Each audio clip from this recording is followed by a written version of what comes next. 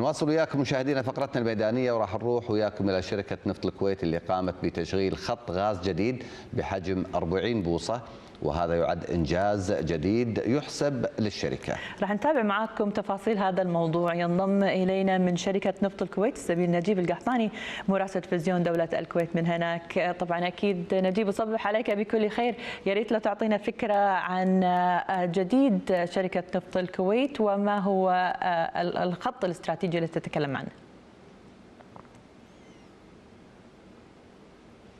نعم، شكرا زميلتي مها. صباح الخير، صباح عليك بالخير وصباح على الزميل نجيب واسره هذا البرنامج. مثل ما تفضلتوا فعلا احنا موجودين في شركه نفط الكويت ومبنى التعمير في ويعني الحديث عن انجاز شركه نفط الكويت بتشغيل خط غاز جديد بحجم 40 بوصه.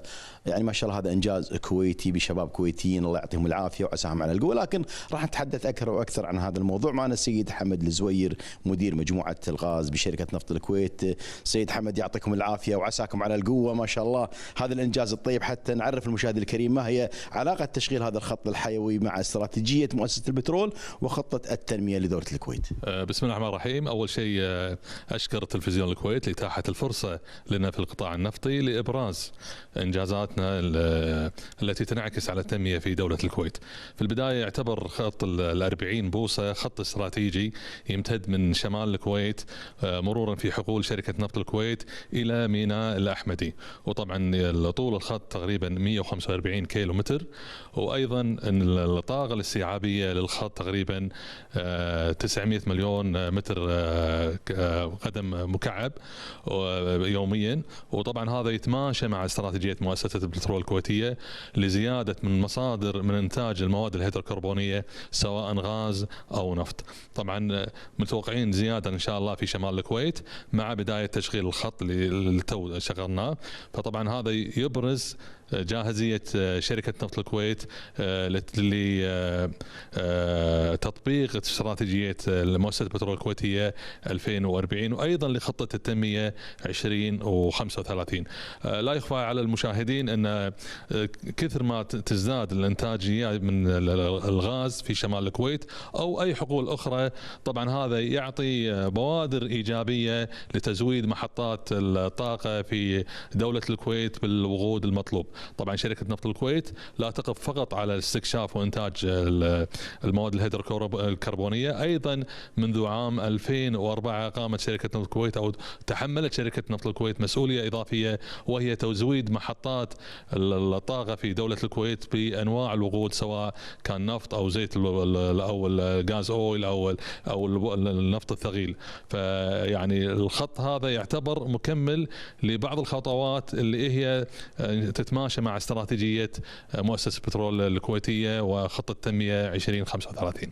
السيد حمد الزوير مدير مجموعة الغاز بشركة نفط الكويت، لكن تحدث كذلك أن إنشاء هذا الخط وكذلك دور التنمية بدولة الكويت، وكذلك هل واجهتكم بعض التحديات في صناعة الغاز بدولة الكويت؟ طبعا العمل في صناعة النفط والغاز دائما هناك تحديات. من ضمن التحديات اللي كانت في السابق تواجهنا اللي هو نسبة حرق الغاز في الحقول، ولله الحمد اليوم تعتبر شركة نفط الكويت من الشركات الريادية في تقليل الانبعاثات، وهذا بشهادة البنك الدولي مع يعني لنا شراكة مع البنك الدولي فيه هو برنامج خفض الانبعاثات، وتعتبر دولة الكويت من أقل الدول في خفض انبعاثات على مستوى العالم خاصة في الدول المنتجة للنفط. الله يعطيكم العافيه وعساكم على القوه. السيد حمد الزوير مدير مجموعه شركه الغاز في شركه نفط الكويت، عساكم على القوه. ننتقل حق ضيفنا الاخر الدكتور محمد مبارك القحطاني رئيس فريق المشاريع الكبرى 2 بشركه نفط الكويت. صباحك الله بالخير دكتور ويعطيك العافيه. الحديث حول طبيعه عمل مجموعه المشاريع الكبرى بشركه نفط الكويت وعن مشروع الغاز الاستراتيجي. يعطيكم العافية واشكر تلفزيون الكويت على هذه التغطية. بالنسبة لمجموعة المشاريع الكبرى ودورها في شركة نفط الكويت، مجموعة المشاريع الكبرى تم تأسيسها تقريبا في سنة 99، وكانت الهدف من تأسيسها إدارة المشاريع الكبرى تفوق قيمتها 150-200 مليون. كذلك المشاريع اللي تحتاج إلى تكنولوجيا معقدة وتحتاج إلى تركيز أكثر في إدارتها. لذلك منذ تأسيس المجموعة بال99 إلى يومنا هذا أضافت مجموعة المشاريع الكبرى بالمشاريع اللي تم تنفيذها تقريبا 40% بالطاقة الإنتاجية لدولة الكويت. كذلك أضافت بالطاقة التصديرية، ضاعفت الطاقة التصديرية لدولة الكويت. كذلك أضافت ضعف الطاقة التخزينية لدولة الكويت. مجموعة المشاريع الكبرى تستلم المشاريع أو تستلم المشروع في بدايته، تبدأ بعمل التصاميم المبدئية والتصاميم النهائية، آخذ بعين الاعتبار قضية الكوست اوبتمايزيشن وتقليل التكاليف، بحيث ينتهي المشروع بالميزانية المعدة بالوقت المحدد، حتى تتماشى كل المشاريع مع خطة التنمية واستراتيجية المؤسسة.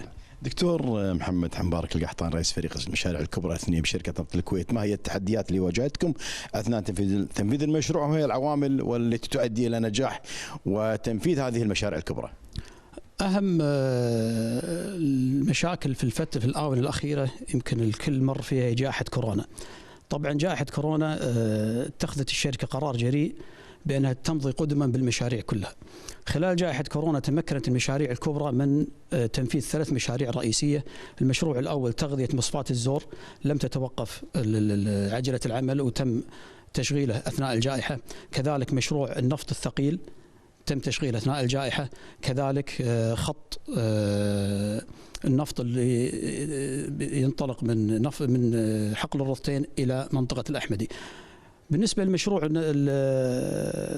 الغاز، مشروع الغاز نفس المشاكل اللي واجهته. بالنسبة أول ما بلش المشروع بدأ في الجائحة، وكان عندنا إشكاليات وتحديات في إيصال جميع المعدات إلى الموقع. كذلك الخط ينطلق من الروضتين إلى الأحمدي، مرينا تحت خطوط سريعة ما نستطيع إيقافها فحفرنا تحتها، وكان بعض الخطوط السريعة هناك مقاولين يعملون، فكان هناك الكثير من التعاون بيننا وبين المقاولين الموجودين. على مستوى الشركة التعاون موجود والنقاش مفتوح مع جميع الإدارات حتى نتجاوز أي مشكلة ممكن تعترضنا.